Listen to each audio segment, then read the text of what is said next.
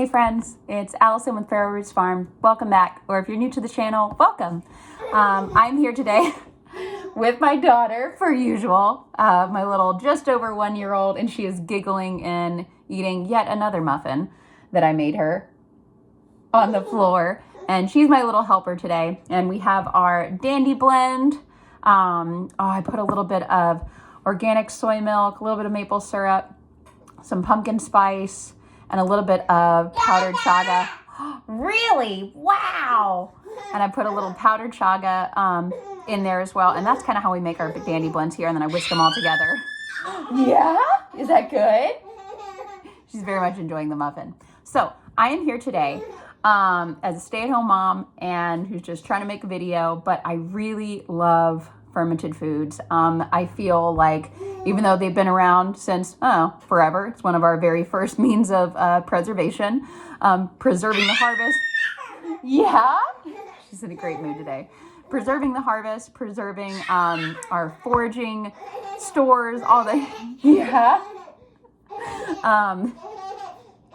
it's just a wonderful, there's just such a wonderful history of it all across the world, and so I wanted to come my daughter's right at my feet. I wanted to come on and share my favorite books because I've done a few of these videos where I share books that we have poured over for years and that we keep going back to. And those are the ones that, have just, they always have a spot on the bookcase that I look at the most, on the shelf that I look at the most, and the ones that I might have on the counter that might get a little grimy in the kitchen, but they're well used. And as I write my little notes, hopefully my daughter will have a fascination with books as well when I am long gone and she is grown and inherits quite a bit because we have quite the library here. It was the most that we moved when we moved. But anyway, I digress. But I'm going to shush and get to my favorite books on fermentation. Now, there are 2 sets of 2 by the same author, but I just had to include them because they're fantastic. So here we go. Here's that list before I babble on too much. Let me get a sip. Okay, here we go.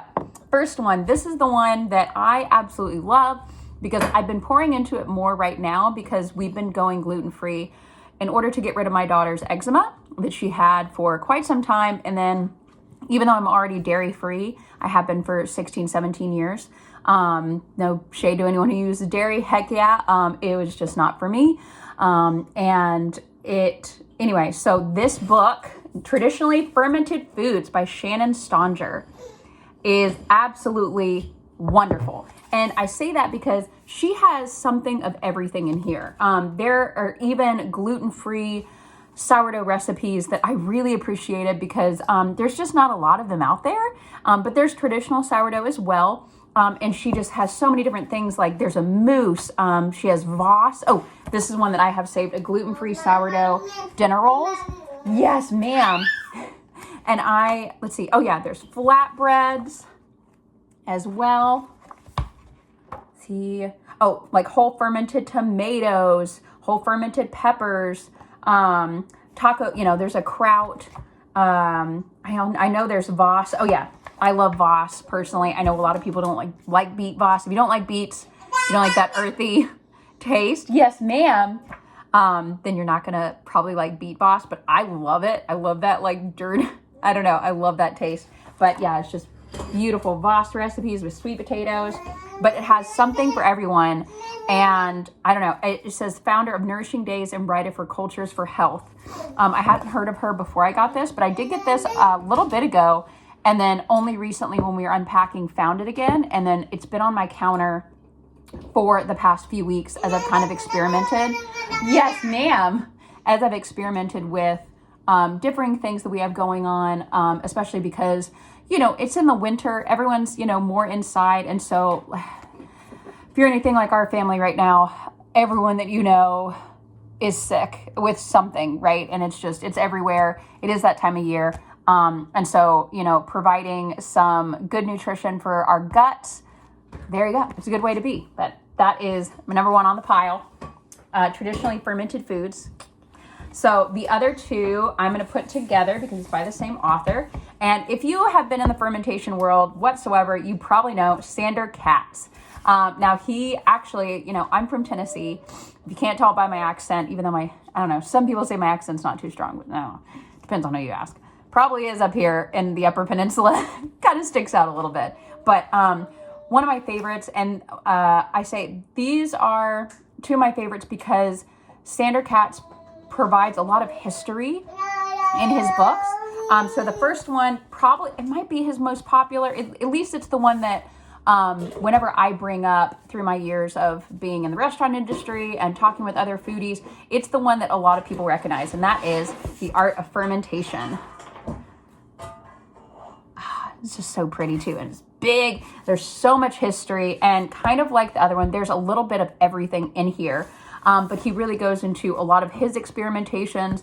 And this book really, I never read everything all the way through, never had the time, but I've picked and chosen and gone through little bits. And the thing that he really helped, and he's said this in his other books, is really opened my mind to, it doesn't have to be this rigid recipe if you don't want it to be, you know what I mean? You can really play around because you want to be careful, you know, like the rules, like, okay, you know, well, there's a colored mold on top of this one. Let's not eat that. I'm not talking about that type of experimentation, but you know, when people are getting into fermentation, they usually just think sauerkraut or pickles, right? But he really shows so much history throughout the world and through his travels over, you know, just, I don't know, kind of broadens your mind in that arena. So I have looked over this much more. The Forward is by Michael Pollan, who a lot of people in the foodie world will know. The other book is Sandor Katz Fermentation Journeys, and he goes through countries. So like like China, and then, he has one like how to make koji. And it is beautiful. I haven't gone through this, like I said, as much as I would love to. But even says like growing fungus on fava beans and wheat. So if you're really, this is beautiful, like a tempeh bowl. You know, for me, I was an anthropology major in college as well as opera. And so I love seeing this. It's recipes, techniques, and traditions from around the world. And I think this one could be really important, maybe really fun for a homeschooling family too. I know when my daughter's old enough, we'll probably go through. Yes, ma'am. We'll probably go through this book. I would love to as part of like a cool kitchen course or something that I teach her. So yeah, those are the two. I know he has a couple other books out as well. I do have one other one of his. I couldn't find it, but like I said, I'm not too familiar with the third one. Good job, sweetie. So here we go. This one is the kind of the opposite and not at the same time. I love this book. It just came out. Oh gosh, when did this come out? The year's not in the back. Shoot. But anyway, you'll know it. Okay, so this, I'm sliding off the counter here.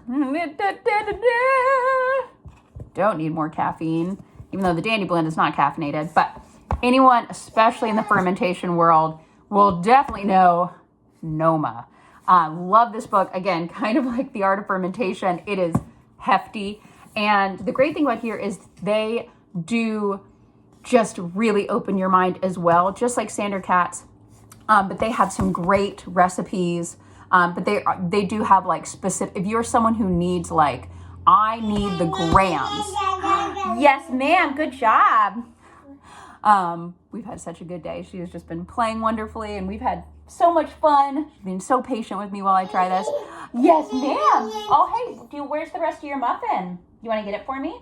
Here, can I have that, please? Thank you. Hold on. So here. Yeah, can I trade you? Here, let's trade. Here, can you do that? Thank you. So yeah, where was I with that? My brain. If you're a parent, you know. So if you're someone who really needs with a recipe like specific instructions, here, give me the grams, everything, milliliters, tra-la-la-la-la. This is definitely the book for you. And they even include some different fermentation methods that I had never heard of. Again, like I'm no expert. I've just been playing around with this stuff, you know, for years in the kitchen and what have you. Oh, good job. And so yeah, like perfect example, lacto tomato water, you know, just See that page? And the pictures are gorgeous as well. I don't do too well with like exact recipes. I tend to do it.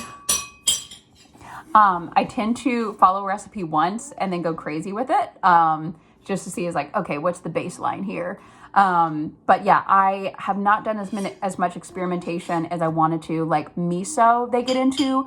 And that is something I've never done and I really want to. If you've done miso, oh my gosh, please tell me.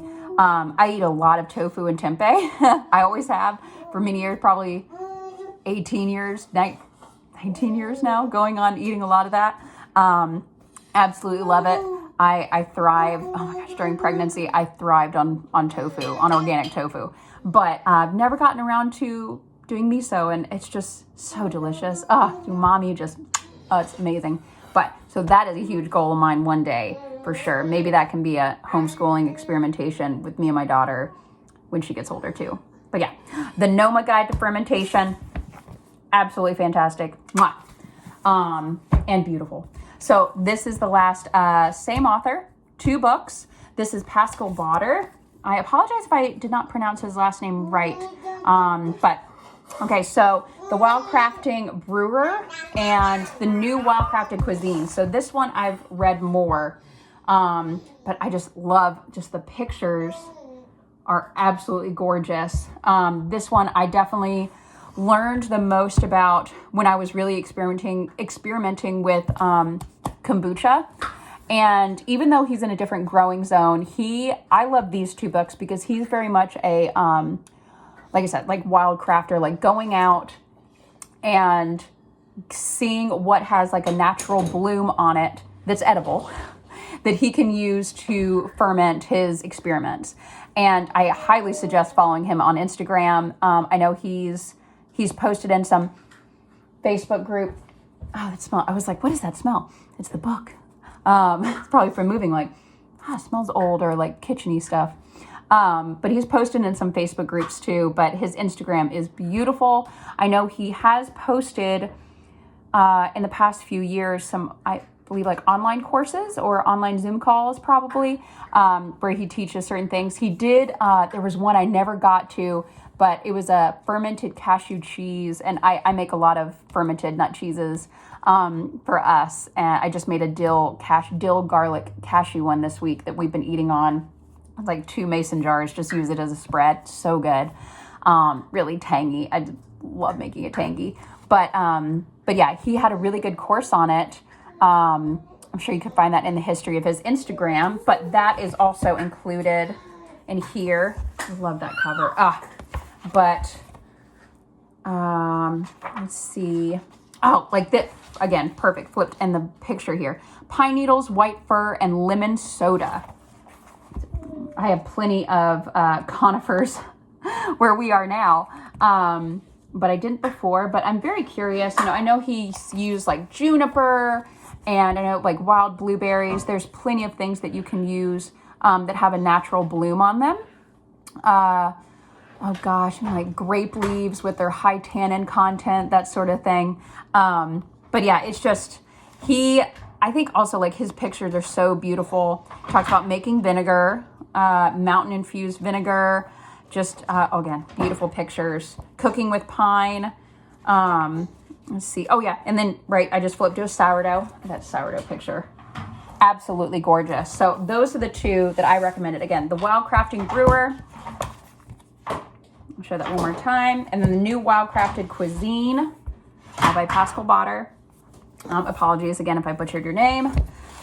But yeah, those are it. Good. I got right under 15 minutes trying to hone in. I'm such a babbler. Like I'm such a conversationist. My husband and I were huge barflies before we went sober over 5 years ago. And so as you can tell, my daughter enjoys talking just as much as I do. So, yeah, I hope y'all enjoyed that. If I do have time, I'm probably going to go ahead and like post this video. If I have time, I will try to write the names down and the authors. If I have even more time than that, hopefully I can post links to like the Amazon pages or local, try to get them at a local bookstore if you can, or, even request at your local library. Yes, ma'am. All right. she's given me my time.